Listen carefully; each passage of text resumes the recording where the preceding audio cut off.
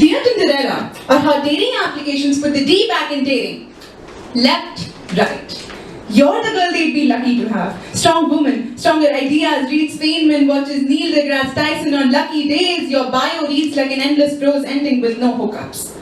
Your friend sent you 10 long messages about her first kiss with him. Thank God for epiphanies, you finally realized you are not enough. Not like this, whiling away all those nights in books and music records all alone. This was a good decision. Left, right.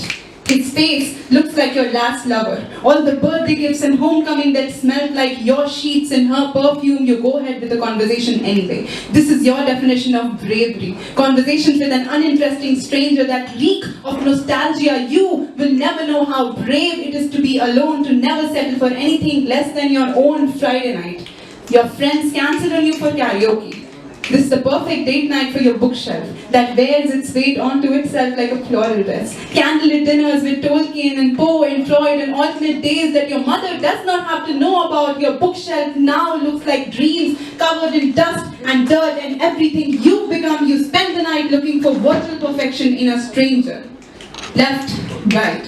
Who would think a soulmate lies in the middle of the swiping action of your fingers? The way you don't care anymore if the person on the other side is a part of it. Is perfect punctuation marks? Is drunk girl in bed tucked in? Is love hopeless? Is one tailor-made woman man? Is communist, socialist, capitalist, human being? This is not what you asked for. This is what you became when you confused company for companionship. Boredom for interest.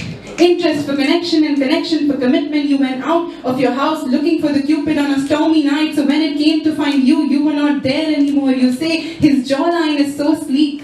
How could I not be in love with him? Tell yourself your heart has not slipped off your sleeve. Tell yourself he is the one. Tell yourself his face is the one they write stories about. Tell yourself love comes in discreet, marketable packages of people trying to sell themselves as one size bigger, one shade lighter, one sitcom funnier, one rock band junkier, one book brighter, one human being better than they ever might be. It does not matter, darling. Because the heartbreaks here don't look like unreverted love letters and one less kiss. They look like all the pickup lines you can easily locate on the internet. This is a war of hearts where the nights are not fighting for you. You are not the only one, remember?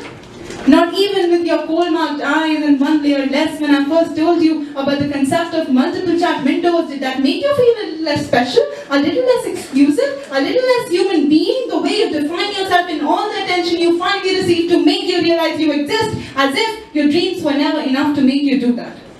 You were so busy on your quest for love that you forgot to leave the breadcrumbs behind as you go. You're gonna reach an impasse someday and you cannot find your way back now. Left, right, you left your dignity right at his doorstep that night when you chose each other not out of love but loneliness. You second-guess yourself each time. He equates your love trust issues with hard to get. Think there is something wrong with you being so lonely. You spend half your nights falling in love with him and the other half falling in love with the idea of being in love. Your heart has gotten an autoimmune against its own aversion to everything shallow, and yet each time you think of that friend that landed a loving relationship just like this and build up a hope that is not so different from hopelessness anymore.